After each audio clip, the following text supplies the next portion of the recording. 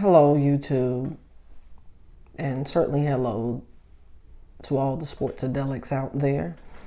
As usual, thank you for those that have subscribed, and I want to thank you in advance for my new subscribers. Go ahead and hit subscribe, like, and share me. I appreciate it, but I also want to hear your comments. I gotta tell you, I'm going to cover several topics tonight, but you know Urban Meyer is going to be one of them. I mean, the show continues, and I'll get more into that. But I want to start out Washington, the football team, and the raid.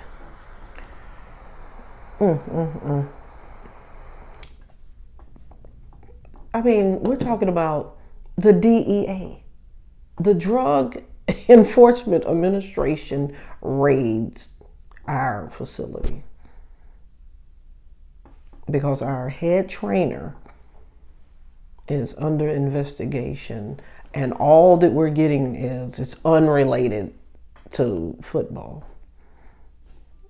Maybe it is, maybe it isn't, but I felt like he needed to be investigated because we have too many injuries. I was wondering what is he doing or not doing that we're always hurt. So that falls on the trainer. Like, what is really going on? I hate to just put his name out here like this, but none of us are free from hiding when it comes to controversy. But Ryan Vermillion has been asked to leave the team. He's our head trainer at the Washington football complex for non-related to football issues, but it's the DEA. I don't know what they were looking for, but intelligently, I'm going to say drugs. I mean, they're the DEA, right? But that's about all that I have, because that's about all that's being said. I can promise you I'm going to stay on top of it, and you will get a follow-up from me. As I told you before, that is my football team, but I'm going to be unbiased when I'm delivering the information. It's a stain. It doesn't look good. It's something that should not have happened. I don't know what Mr. Vermillion has going on in his world, but his world has spilled over to the team. That's not good. I'm just hoping and praying that something crazy doesn't come out of this, where they reveal that they found 10 pounds of weed and some opioids and all of this stuff jammed in the lockers, or, you know, stuffed in some of the rolls of tape. I don't know. Let's hope and pray that it's truly unrelated. Stay tuned for that. When I have more information, you're going to get it. I don't really see the big deal about the fallout from the Ravens-Broncos game. It's always easy to speculate on the what if, you know, after something happens. Now, for the Ravens, they wanted to continue their 100-yard rushing streak per game. They were at 97. They had won the game. And so what do? They send Lamar Jackson out there to go ahead and, instead of taking a knee, he blasts off and takes the run and took a shot. You know, he got, hit. And so at that point, yes, he could have been hurt.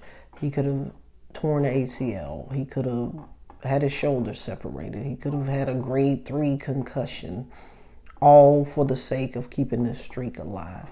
But again, these are once in a lifetime opportunities. I think it's good to find things to challenge your team with. And for the Ravens, they've latched on to the 100 yards per game streak. And it's okay until it's not. Now, if Lamar gets blasted and ends up suffering, trying to get 2 or 3 yards to keep that streak alive, then ultimately the coach is going to have to answer to that. But all in all, I don't really see the hoopla behind it. But we have life insurance, health insurance, car insurance for the what if. So what if the worst case scenario happened and he was injured for X amount of games? It's no different than when he decided to do some wow flip into the end zone for a touchdown. He could have been paralyzed. He could have torn his ACL. The same things were in play.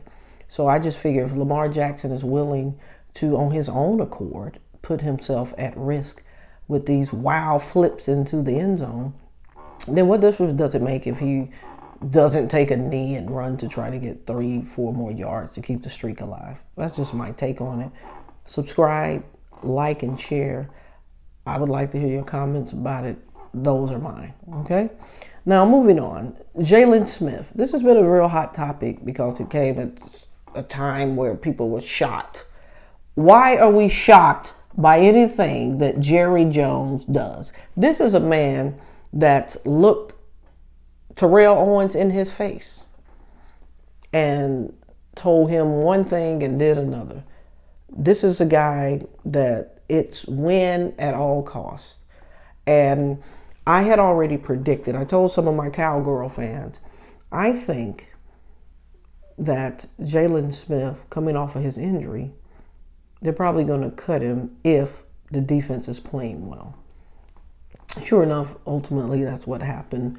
Obviously, he didn't stay out there long. The Packers picked him up because he's 26, he's talented. This was a business decision, period. He just signed a extension in 2019, $63+ million extension. But when you actually look at his production, now granted he made the Pro Bowl 2 years ago, but when you're putting out that type of money, you're expecting some consecutive Pro Bowl appearances. His production just hadn't been there. I think scheme is important. Those of you that play football, play sports in general, the scheme that you're in, if it works best for your talent and your ability, you're going to experience more success. You could clearly see early on before the injury with Jalen Smith that he was a fish out of water. He seemed to not know where the gaps were that he's supposed to fill. And as a linebacker, we need you to get in there and fill the gap. Help us shut down this run game. I just think that Daniel Quinn's scheme isn't best for his ability. Or at least I'm hoping that's what it is. And I'm sure the Green Bay Packers are hoping that that's what it is. At 26, you want to believe that he has a lot of football left, but quite frankly, he may not. That's yet to be seen. But I think it's just bad for football when you start paying guys this insane amount of money and their production goes to waste. Now, it's a brutal, dangerous, serious sport. CTE, ACL, MCL, hell. It's brutal. So I'm not knocking any of these players for getting their guaranteed money because it truly can be over just like that. So I'm not knocking him for that. But I don't like, as a fan, it just seems like when these cats get paid, their production goes down. I remember Ezekiel Elliott. Man, he was hungry. He was a beast. I call it like I said. I do not like the Cowgirls at all. But Ezekiel Elliott was doing it. He gets paid, and he just suddenly became a shell of himself. It's just what happens when these guys get paid for some reason. Todd Gurley, he was the highest paid running back in the league. $60 million contract, $45 million guaranteed, which apparently drove Le'Veon Bell so crazy that he sat out a whole year trying to strong arm the Pittsburgh Steelers into making him the highest paid. And we all know that we have gotten absolutely zero out of Gurley since then. Now, I'm not mad at him. Running back, these guys only have a lifespan, maybe 4 or 5 good years. If he manages that $45 million well, he's set for life. But as a fan, we always feel robbed. We feel cheated. We do. I do. And nobody has paid out more money and gotten the least in return than Washington. And I'm not going to go back down that street, but we all know that we have paid out an insane amount of money to guys at the end of their career, struggling with injuries, coming into our system, and we pay them 40, 50 million, 100 million, whatever they want, and we get nothing in return. They have no trade value. So it's just money spent. So with Jalen Smith, the jury's still out. He's over there with the Packers. We're going to see what he's going to do. But sometimes a change of scenery is all that it takes. As an example, you take Curtis Martin, you take Marshall Faulk. These guys flip-flop teams, right? You had Faulk that was subpar. You had Curtis Martin that was subpar. They flip-flop teams. Both of them ended up being in the Hall of Fame. So sometimes a change of scenery propels you to the next level, propels you to becoming a Hall of Famer. That's possible. Before I move on, this is awesome. Perdomo 10th anniversary champagne. This is a awesome smoke. Excellent price points. Rich, creamy.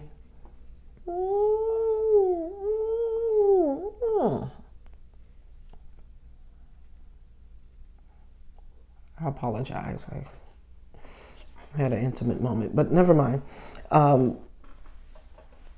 These guys sometimes just don't work out in a team scheme, especially when a new defensive coordinator comes in. Sometimes a change of scenery does all of us some good. That's why we go on vacation, just getting out of your normal element. And so the jury's still out. We're going to see if Jalen Smith still has some in the tank over there, with the Packers. Okay? Now, moving on. Urban Meyer. As I said from the beginning, continues with this dude. If you hadn't had a chance to see the lackluster, shameful, pitiful apology, please go to Google or YouTube, whatever, to check it out. He couldn't even hold his head up. And I think I've seen a couple of little tears and everything. There's been some additional footage, as usual with Urban Meyer. The way that he minimized his role in the situation wasn't shocking, wasn't surprising. It was Urban Meyerish. That's a new phrase, Urban Meyerish. So when somebody presents you with just some total BS, you can just say, why are you trying to Urban Meyerish me? Because this is what he's turned into.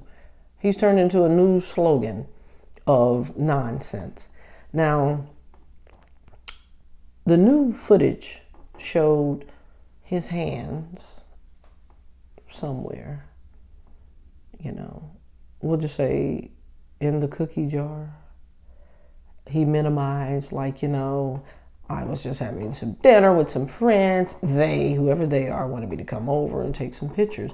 Unbeknownst to him, the young lady that he took the picture with sent the picture out to friends and whoever else. Who is this guy flirting with me? Again, with Myers, it's not until the footage comes out that then you can get him to be fully and totally transparent. He was defiant. He knew that he was going to have to answer these questions, But he was very defiant while the reporters was asking him questions. And truthfully, they wasn't being disrespectful over the top, but it's a tough situation for him to be in, but he put himself there. I've talked to any number of former professional football players since this has happened. They all are saying the same thing. Whatever happened at the bar with some chick is between the man's wife, his family. But we would want to see our coach, especially we just been handed our fourth loss. We're 0-4. We would hope and pray that our coach, would come on back with the team, or in advance, let us know, hey, we're not going to leave. If you have friends and family in the area, you can visit with them after the game, but be mindful of X, Y, and Z. And it's early in the season, so it's just like, wow. You just decide to have a mini vacation, but it just wasn't a good look. And please check out my previous video entitled, Is Urban Meyer Any Better Than R. Kelly? And I think this video will make even more sense to you. It's just one bad decision after another. And then he doesn't even really apologize to the team. He apologizes to groups of players. Some players were just like, okay, he apologized. When he left out of the locker room, we just busted out laughing because he's a joke to us right now. That's not good. That's not good. Another player was just like, you got to be kidding me. I don't know what's up with this dude. Whatever. All of these things suggest that he's lost the locker room. You're already 0-4. I mean, my God, this team only won one game last season. Now you have the Urban Meyer saga. And so it's just shameful. But what's hurtful, shameful, disrespectful, he decides at the podium to use Trevor Lawrence's bachelor party as an example. And he says, I just hate that I became a distraction and, put my team through this because these are the type of things that I warned the guys about. I talked about some of these very things, just like Trevor Lawrence going to Vegas for his bachelor party. I talked with him and told him to be mindful of some things. First of all, leading up to the draft, if you recall, he spent all of this time trying to suggest that he's undecided if he was going to choose Trevor Lawrence as the first pick. And Minshew, the backup, really had a chance. But then you snatch this man's moment of bachelor party with his wife prior to his marriage as your example of, hey, when I'm trying to give good information to one of my players to protect themselves. And let's not forget, he hadn't even been drafted to the Jaguars. He wasn't even on the team. So that means that all of this nonsense, like there's this quarterback controversy or this quarterback mystery about who's going to be drafted, was tomfoolery baloney. And then what do we have happen? Then Trevor Lawrence, he's the quarterback. Then now he has to get up there at the podium and try to make sense of this trash. And, God bless him. I mean, I want to say, he just, celebrated his birthday, 22 years old. And he's like, well, hey, look, we're cool. We're a team. What else can he say? Of course, the reporter, the first thing they wanted to know was, what was your reaction to the fact that he used you as an example of, hey, I try to give good information to my players and you were not even on the team. And Trevor, God bless him, he just kind of deflected and said, I think where he was trying to go with this was, just malarkey. I don't know how or why this man is still the coach. Again, I think that it's just time to move on from him. He has a history of these type of things. And at some point, and I don't ever want to make light of someone's health condition. I am not making light of Urban Meyer's health condition. I just know that it seems convenient when he uses it as a justification for a memory lapse or what he knows or don't know. And he has a cycle to where something happens, there's a scandal, he has a health issue, or he wants to just focus on his family, and he disappears, and next thing you know, he's a candidate for a coaching job. And I don't know if he does that legitimately, that he wants to spend time with his family, or that he's focusing on his health, or, hey, if I just get away from it and it won't be a story, and then he'll circle back. I don't know. What I do know is the Jacksonville Jaguars are 0-4. He's lost the locker room. They don't have a coach. The ownership doesn't appear that they know what to do. But guess what surfaced? Now they're looking into the moral contract. That moral clause in the contract. Now they're looking into that because he may have to go just because of the clause in the contract. I mean, let's not forget what happened with Marv Albert, one of the greatest NBA sports announcers ever. He got caught up with a chick and in a hotel room. He had on panties and a tutu. It was a crazy scene.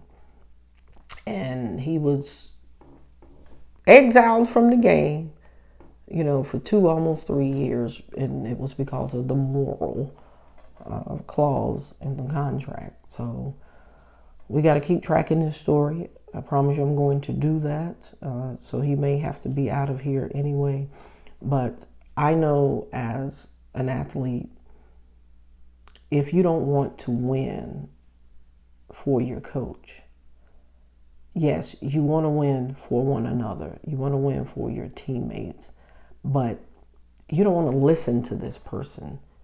You don't believe in them. You don't trust them. And eventually, just wanting to win for one another, it just doesn't work. And I'm telling you, as a player, that's just not going to work when you no longer have faith, confidence, and belief in your coach. Urban Meyer needs to practice what he preach.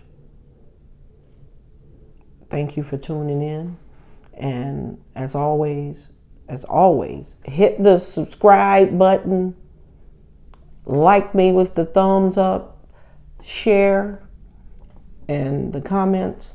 And before I go, I always want to share one last thing.